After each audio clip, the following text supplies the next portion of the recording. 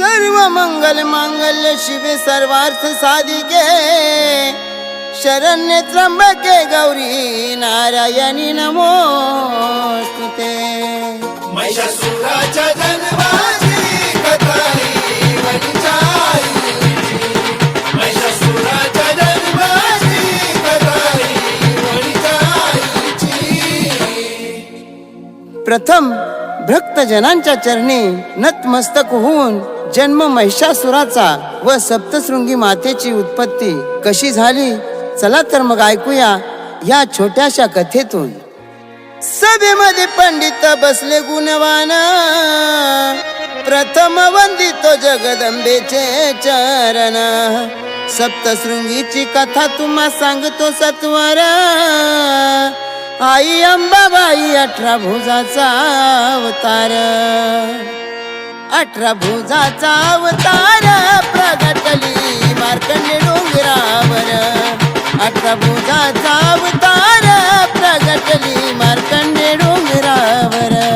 महिषासुराच्या जन्माची कथा ही वंचाई, महिषासुराच्या जन्माची कथा ही वंचाईची।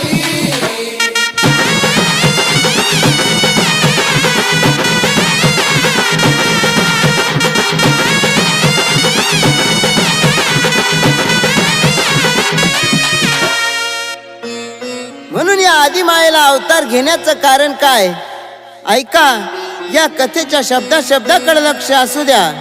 बघा या धरणीवर कैक असे बल्हाढ्य दैत्य होऊन गेले, त्याचप्रमाणे 2 दैत्य म्हणजे रंभासूर व करंभासूर। म्हणून या दैत्यांनी ऋषी मुनींचा छळ केला व या धरणीवर थैमान कसे घातले, चला तर मग ऐकूया। रंभा आणि करंबा दोघे भाऊ ते महान, धरणीवर चालू केले त्याने थैमान।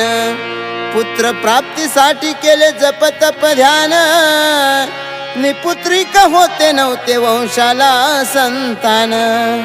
5 नद्यांच्या मिलनामध्ये यांनी चालू केले पारायण।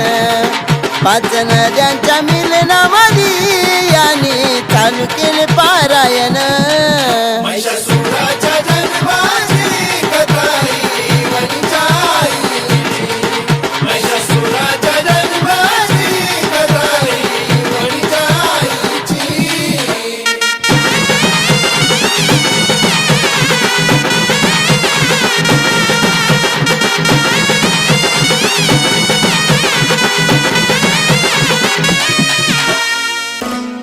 बघा या दोन्ही दैत्यांचे आयुष्य वाया चालले होते। देवांचा छळ करता करता हे त्यांचे राज्य व राज्य कारभार सुद्धा विसरून गेले होते।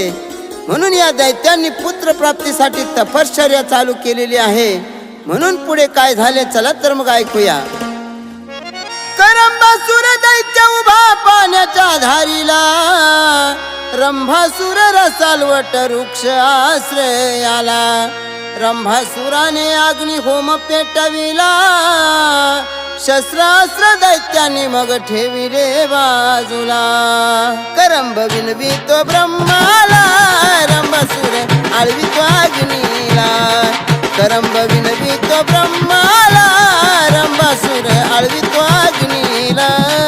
महिषासुराच्या जन्माची कथा ही वंचाई, महिषासुराच्या जन्माची कथा ही वंचाईची।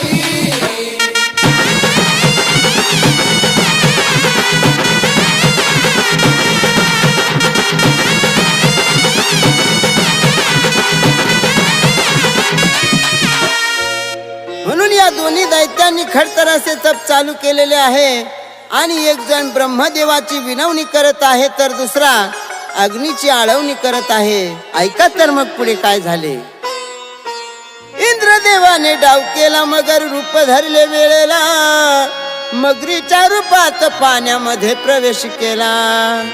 करंबासूर पाण्यामध्ये खडतर तपाला, एका पायावर त्याने जाप सुरू केला। मग या इंद्रदेवाने त्या दैत्याचा आघात कसा केला बरं? धरले दैत्याच्या पायाला, पाण्यामध्ये बुडवून मारिला। धरले दैत्याच्या पायाला पाण्यामध्ये बुडवून मारिला महिषासुराच्या जन्माची कथा ही वणीच्या आईची. महिषासुराच्या जन्माची कथा ही वणीच्या आईची.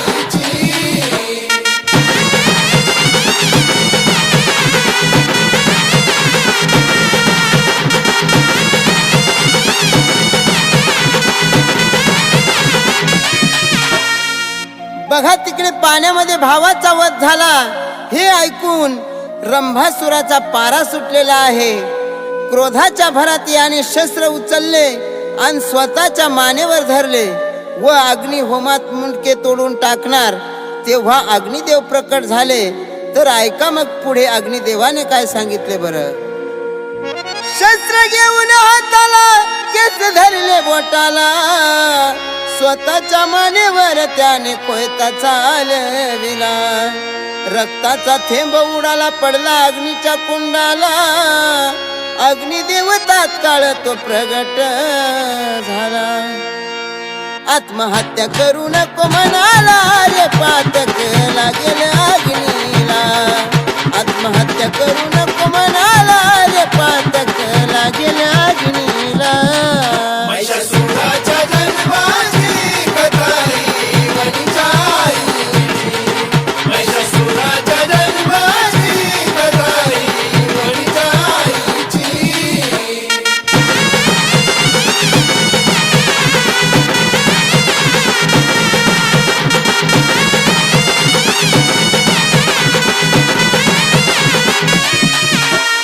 म्हणून अग्निदेव बोलू लागला की हे रंभासुरा, तू जर मुंडी तोडून अग्नीत टाकली तर मला पातक होईल. म्हणून असे काही करू नको. तुला काय मागायचं आहे ते मागून घे. तेव्हा त्या दैत्यानं काय मागितले बरं. दैत्य हसला म्हणाला वर मागतो अग्निदेवाला. असा पुत्र हवा मला तिने लोकात राज्य करण्याला. हे अग्निदेवा, मला असा पुत्र होऊ दे की तिन्ही लोकात राज्य करील. मग काय झाले. अग्निदेवाने सांगितले की हे रंभासुरा, तुझे म्हणणे खरे होईल आणि ज्या स्त्रीवर तुझं मन रमेल त्या स्त्रीपासून तुला बलाढ्य असा पुत्र होईल. तथास्तु म्हणून अग्निदेवा दृश्य झाला. तथास्तु हात वर केला अग्नी अदृश्य झाला. आनंद झाला मनाला रंभासुराने दंड ठोकला. शस्त्रास्त्र घेतले हाताला वनात भटकू लागला. उन्मत्त माजलेली म्हैस दिसली दैत्याला. मन झाले काम वासनेला म्हैशीवर संभोग ध्यान केला. मन झाले काम वासनेला म्हैशीवर संभोग ध्यान केला. महिषासुराच्या जन्माची कथा ही वणीच्या आईची. महिषासुराच्या जन्माची कथा ही वणीच्या आईची.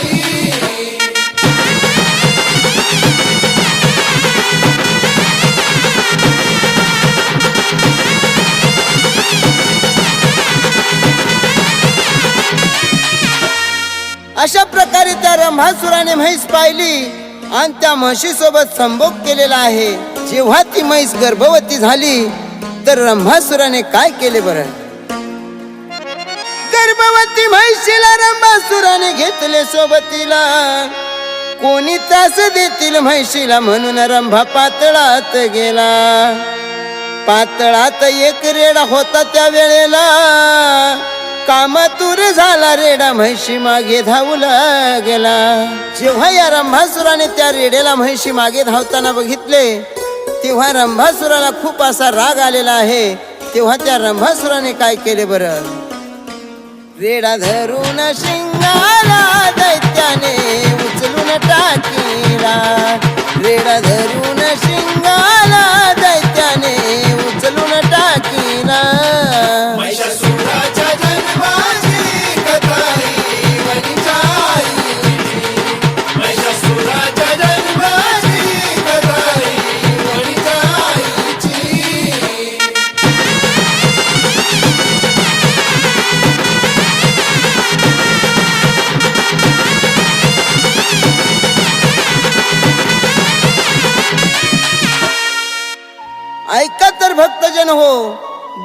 असे घनघोर युद्ध चालू झाले आणि रंभासुराने रेड्याला उचलून आपटले. तेव्हा रेड्याला सुद्धा राग आला.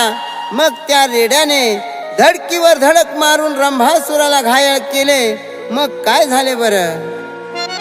वर मी घाव लागला, दैत्य पडला धरणीला.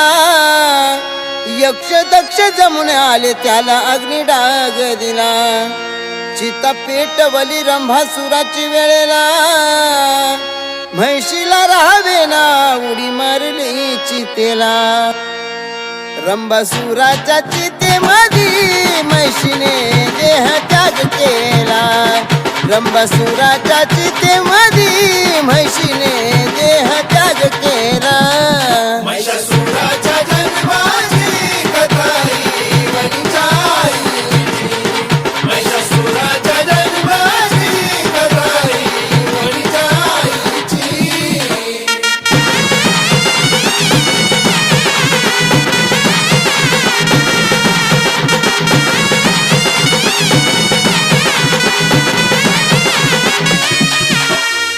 सर्व यक्ष दक्ष जिकडे तिकडे अग्निडाग देऊन निघून गेले. पण देवांना माहित होते की या म्हैशीच्या गर्भामध्ये शूरवीर आणि बल्हाढ्य दैत्य आहे. म्हणून त्या देवांनी काय केले बरं? आज्ञा केली वरून देवाला, पाऊस पाडला अशा वेळेला. अग्नी विजविला गर्भ म्हैशीच्या पोटाला. बघा, त्या म्हशीने देहत्याग केला पण पोटात गर्भ जिवंत होता. म्हणून देवानी त्या म्हशीला खडकात दफन केले आणि रंभासुराच्या रक्तापासून रक्तबीज तयार झाला. मग पुढे काय झाले चला तर मग ऐकूया. देवगण गंधर्व जमले त्या वेळेला. तंत्र मंत्र शक्ती चिरा पाडीला खडकाला. रंभासुर देह म्हैस टाकली खडक गाभाऱ्याला. दोन्ही खडक केले ऐका एक त्या वेळेला. गर्भ खडकात वाढू लागला, रक्तबीज खडकाबाहेर जन्मला. गर्भ खडकात वाढू लागला, रक्तबीज खडकाबाहेर जन्मला. महिषासुराच्या जन्माची कथा ही वणीच्या आईची. महिषासुराच्या जन्माची कथा ही वणीच्या आईची.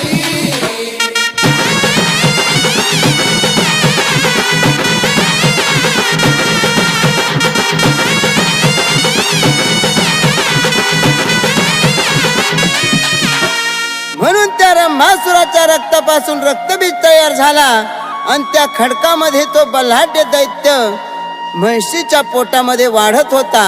मग खडकाबाहेर असलेल्या रक्तबीजाने काय केले चला तर मग ऐकूया. रक्तबीज गेला बयान वनाला. वर प्राप्तीसाठी ब्रह्माचे तप कराया लागला. काही दिवसाचा काळ लोटला, ब्रह्म प्रसन्न तो केला. हात जोडून ब्रह्माला दैत्या मागतो वराला.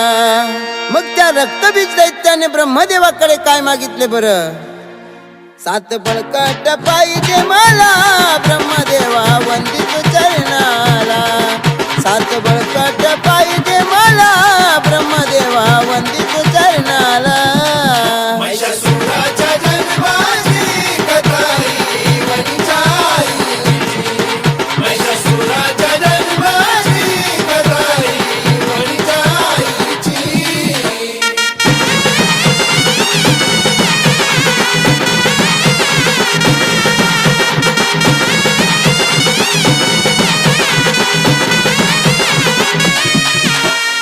तेव्हा त्या रक्तबीजाने ब्रह्मदेवाकडून वर मागितला की हे ब्रह्मदेवा, मला असा बळकट साथीदार पाहिजे की मला कोणी हरवू शकणार नाही.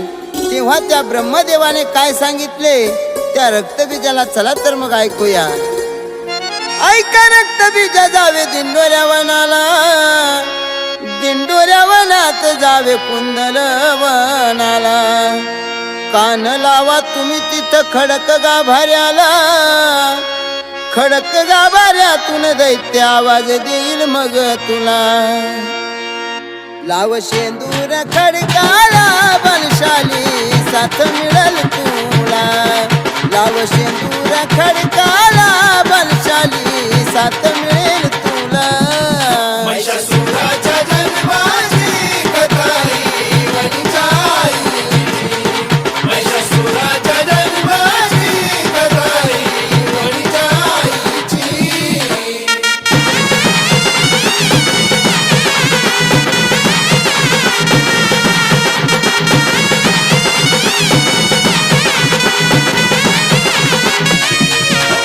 तेव्हा ब्रह्मदेवाने सांगितल्याप्रमाणे रक्तबीजाने काय केले? ब्रह्मदेवाला हात जोडून दैत्य वाटाच्या मार्गाला लागलेला आहे. तो कसा बरं? हात जोडिले ब्रह्माला दैत्य वाटाच्या मार्गाला. चालता बोलता दैत्य गेला कुंदल गावाला. चहू बाजू खडक कान लाविले खडकाला.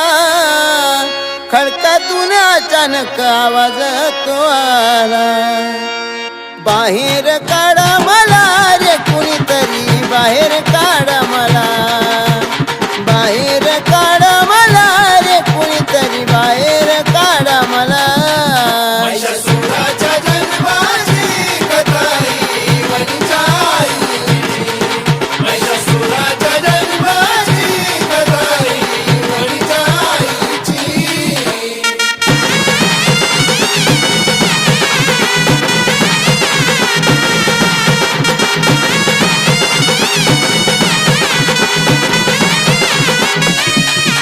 म्हणून या खडकाजवळ दैत्य गेला आणि खडकाला कान लावताच आतून आवाज आला की हे पिताश्री, माझ्या पित्याच्या रक्तापासून तुमचा जन्म झाला आहे. तुम्ही मला खडक गाभाऱ्यातून बाहेर काढा. आणि तेव्हा त्या दैत्याने काय केले बघा. धावत पळत गेला दैत्य शेंद्र्यावनाला. शेंद्राचा दगड उचलून घेतला खांद्याला. शेंद्रे नावानं लोक ओळखती गावाला. चालता चालता आला कुंदल गावाच्या शिवाला. दगडाने दगड फोडीला तेव्हा शेंद्राचा जन्म झाला. दगडाने दगड फोडीला व तेव्हा शेंद्राचा जन्म झाला. महिषासुराच्या जन्माची कथा ही वणीच्या आईची. महिषासुराच्या जन्माची कथा ही वणीच्या आईची.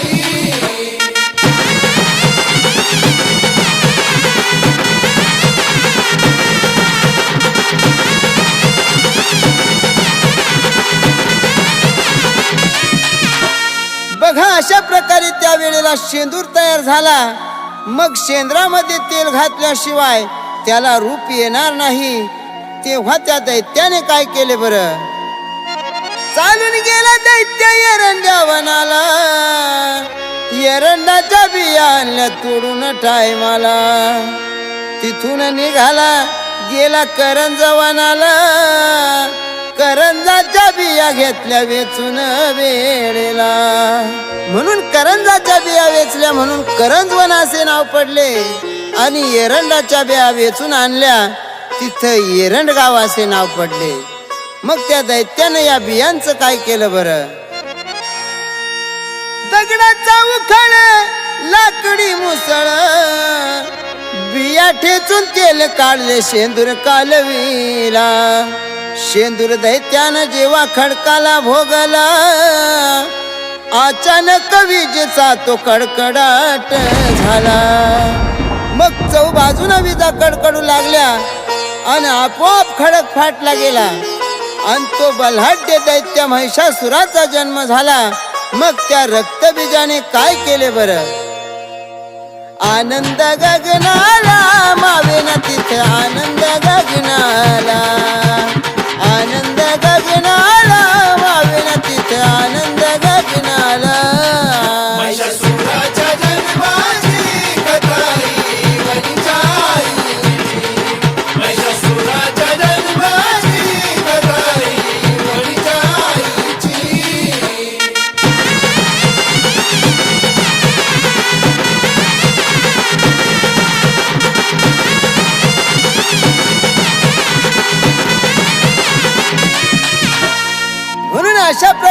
महिषासुराचा जन्म झाला तर आपण पुढची कथा पुढच्या भागात ऐकणार आहोत. तरी ही कथा ऐकल्याबद्दल सर्वांचे मनपूर्वक आभार व सर्वांना मानाचा मुजरा. महिषासुर जन्म असा परिपूर्ण झाला. भाग दुसरा ऐका भक्ता पुढच्या वेळेला. यश रोशन अभिमान साथ देती मला. एकनाथ बगाड नित्य गातो या कथेला. जन्म महिषासुराचा झाला ऐका देवी भागवताला. जन्म महिषासुराचा झाला ऐका देवी भागवताला. महिषासुराच्या जन्माची कथा ही वणीच्या आईची. महिषासुराच्या जन्माची कथा ही वणीच्या आईची.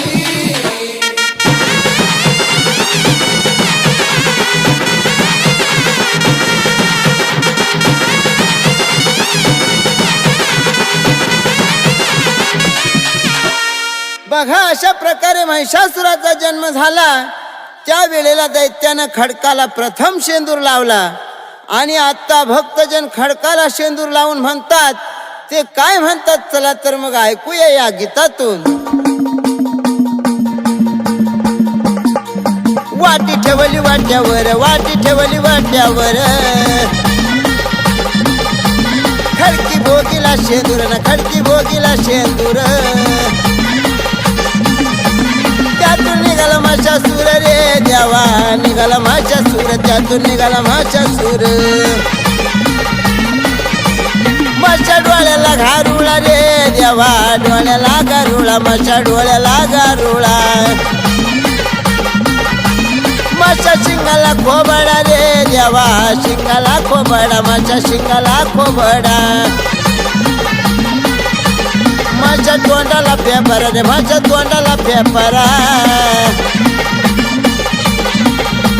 माझ्या नाकाला न परा रे, माझ्या नाकाला न परा. वाटी ठेवली वाट्यावर रे देवा, ठेवली वाट्यावर. वाटी ठेवली वाट्यावर. खडकी भोगीला शेंदूर रे देवा, भोगीला शेंदूर. खडकी भोगीला शेंदूर. त्यातून निघाला महिषासूर रे देवा, निघाला महिषासूर. त्यातून निघाला महिषासूर. त्यातून निघाला महिषासूर रे देवा, निघाला महिषासूर. त्यातून निघाला महिषासूर. आणि निघाला महिषासूर. त्यातून निघाला महिषासूर. निघाला महिषासूर. त्यातून निघाला महिषासूर. निघाला महिषासूर. त्यातून